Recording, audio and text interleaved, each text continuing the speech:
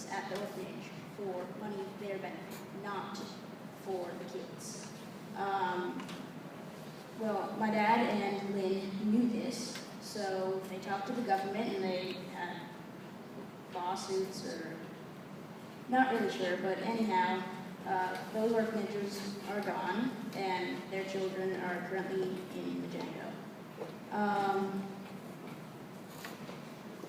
I'd just like to tell you a little bit of facts about Majengo, or just the orphanage in general. The facility is currently supporting around 153 children. It's located in the village of Majengo in northern Africa, northern Tanzania, located in East Africa. And in Swahili, Majengo actually means river of mosquitoes. So that's definitely interesting and horrifying. And due to the presence of malaria, a very horrible disease, I had to take pills every day while I was in Africa, and it was not pleasant. And door to door, it takes around 30 hours to get to Majengo from Warren.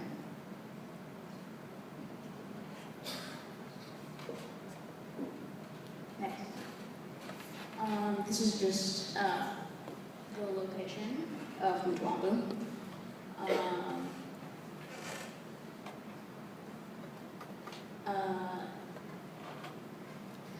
So here is a couple of houses at the orphanage. They have little farms that they can grow their crops on to feed the children. And here we just have more of the orphanage foundation. And in the background, you can see the edge of the Great Rift Valley. How long is that valley take? Roughly, Almost 4,000 miles long? yeah. These are local. Great Rift Valley is almost 4,000 miles long. But you guys already learned that, right? Sure. Yeah, you all learned it. Just go with that. These are local homes, so if you were to live in this area, that's what your home would be made out of. Mostly just mud bricks, sticks, and straw. So, yeah. These are just more of the orphanage homes and more farming fields. There are some kids in front of one of the dorms. When I was over in Africa, definitely nothing close to what we eat here. Their diet consists of a lot of meat. So here we have the kitchen. This is just one single little building where all the food's made for 150 kids. Very tiring. Here is just showing a market in the village, Maasai market, and the Maasai are like local natives, the tribes who live in the Stone Age. And so that's just some goat, or mbuzi in Swahili, the African language. And that goat actually just completely fresh, came in that day, and now it's being butchered up. Then after they butcher it, they put it out on the fire pit, and dinner's ready. Trust me, it's a lot more delicious than it looks. Here is Ian, one of the helpers, and a close friend to my dad. He's helping make dinner for the children. Here are just some of the people who work at Majengo, and they're just cutting up lettuce and to make salads. Here's Ian again. He's helping making rice, which is, as I heard, complex. And there's them cooking. This is one of the children. I'm sorry if I can't remember 153 kids' names. Hermione. Anyway, she's eating raw sugar cane, which I had some myself and surprisingly didn't get sick. And here are just the kids eating their regular daily meals in the cafeteria.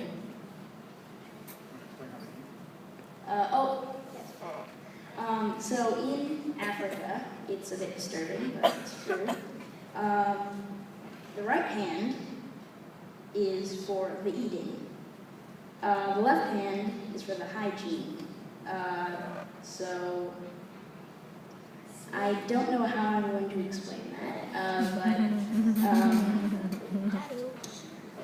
they eat with the right hand, of course, and they have no utensils. There's me eating some Beaty with both hands.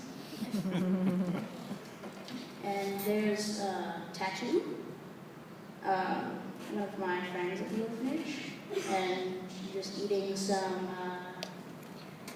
ugali, which is sort of like, it's an odd type of bread mixture they have there. Not really sure what it's made of, but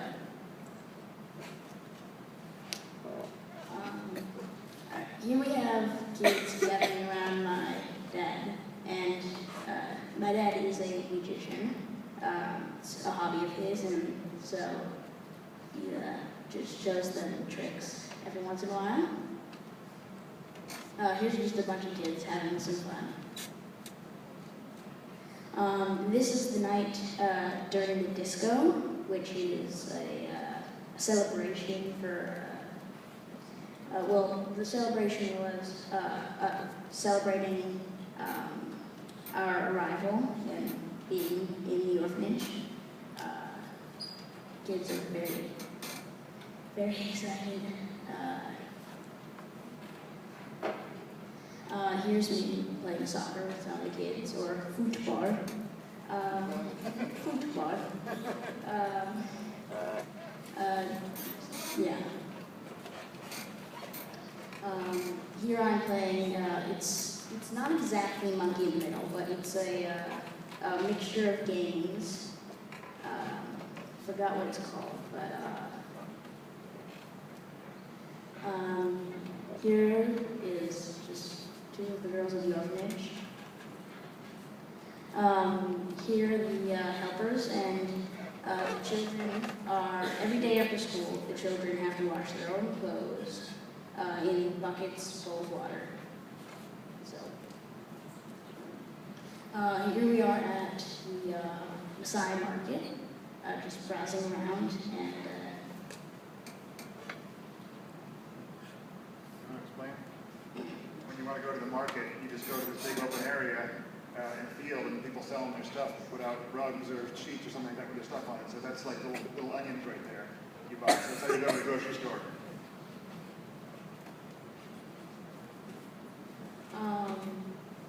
Here are some of the kids here.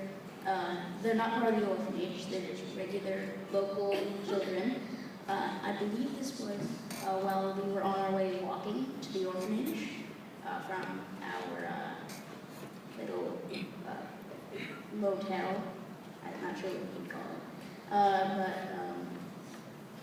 it. Yeah, these local kids, I believe they asked for a pen. I don't know why. Always plenty of friends to join you on your walk. Yes. Anthony. As I told you before, the Maasai are just the local natives. That is in Saiboma, which is their village. This is the village outside of the Masai Boma. These are just all the Masai children. And that's the Masai Mbuzi, which you can actually, if you go there, you can buy the Mbuzi from the chief. But no one's really sure if they actually keep your Mbuzi. They might just replace it with another one to cover up. So if you see your Mbuzi living for a couple decades, then there's your explanation. That's me with some of the Masai children linked to any body part connecting to my arm. That is a Masai home, which is made out of manure and sticks. Fortunately, you can't smell it, but still. That's inside one of the huts. Normally it would be completely dark here, but it of course has flash on. So, and what I'm sitting on is actually an inside bed, just leather. That's all it is. Here's my dad talking to the Masai chief, and I just want to state that if you are a Masai, then your diet will consist of Mbuzi, or goat, cow blood, and cow milk. Yep, that's it. So, well, that is a humongous termite mound, and this was actually, most of these photos were on the way to the Masai Boma. We did not go on safari. These are just regular animals that you will see in Africa. Just like as often as seeing deer mourn, you can see, for example, giant cockroaches the size of your hand, dung beetles. That's pretty self-explanatory. There's some gazelle, giraffe. I just see giraffes and zebras along the road, just like seeing deer around the water. Then there's a zebra. These are some of my favorite pics. Not all of them are, but that is actually one of the most exciting things that's happened to me there, or just during my travels in period. This is a dust storm. I heard they happen quite often there, but first one I've ever been in, and yeah, pretty much the sky will just get really, really dark, and then wind will start coming in, and then eventually we'll pick up a lot of dust, and yeah, so after the dust storm came the immense, just endless rain. That's what it seemed. And then after the rain was over, this is a picture of the water level. Can't see it very well, but it was about up to the soles of our shoes. We were on a deck. These are just some of the locals dancing. I believe they were recording it. I'm not sure for what, but we were looking at one of these hotels that was fairly close to the orphanage, and we saw these people, and just looked interesting. And that's me, exhausted after 24 hours on the plane. That's one of the helpers, Julie, with a puppy, and Benson. He's actually one of the original dogs. So dogs in Africa are extremely common. You'll find them everywhere. So these dogs are just local dogs who decided to come in, and the children care for them, and now they live here. Benson is actually one of the 3, I believe, original dogs. And here is a picture 3 years previous, where my sister is holding Benson has a puppy. So if you can see the difference there, very big. There's some of the children washing a car, more specifically Matt Hershey's car. He's one of the main people in the orphanage. And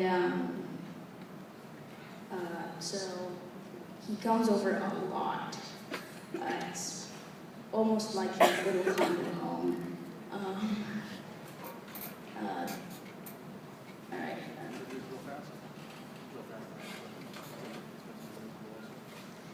Yeah, and after Africa, I spent days in Istanbul.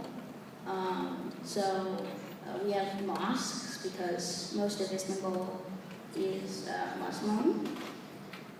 That is the Blue Mosque.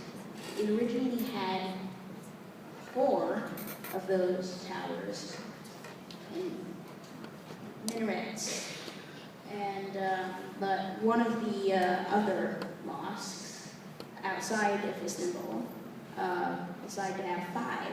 So of course these guys got really jealous, so they added 2 more, and now they currently have 6. It's around 500 years old. So, this is just the inside, the roof of the mosque, and this mosque is currently in operation.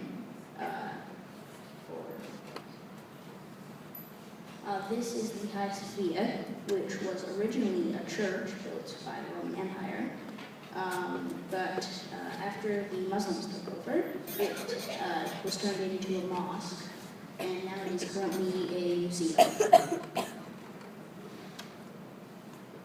And its height is the fact that it was built much later. It's actually 1,200 years old, much earlier than the Blue Mosque. And it's a lot higher. It was quite amazing.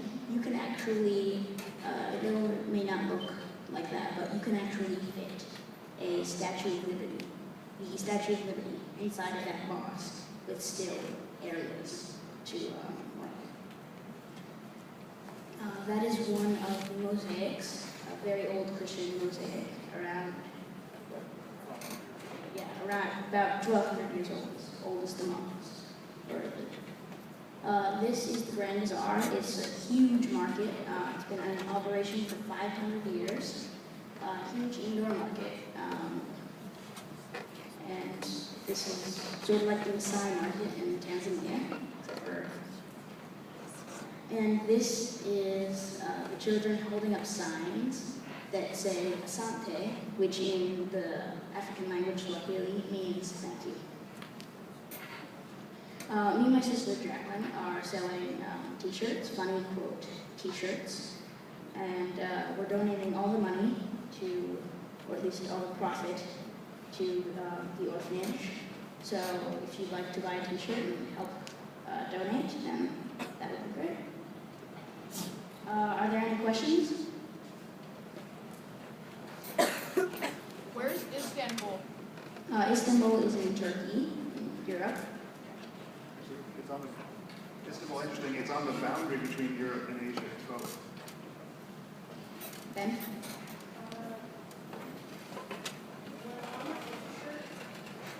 Shirt is $12. Bring your money tomorrow.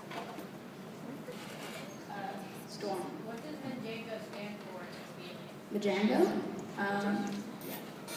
Actually, you know the game Jenga? The question Storm's asking is, what does Majengo mean in Swahili? You know the game Jenga?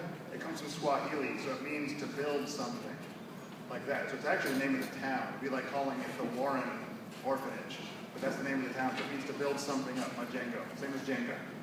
Good question. Yeah. How many buildings did you start with? With the original construction phase that we started 3 years ago, we built 3 houses. And now what do you have? We're still at that level. We built 3 houses and a dining hall and an office, and then ancillary buildings like latrines, toilets, showers, that sort of thing. And we're about to kick off the next phase, which has sort of like deeper installations, like a computer library center, Get a fourth house right now. Kids are getting older, need more space, that sort of thing. But we're working on it. Hopefully in the next 18 months we'll have all those extra things.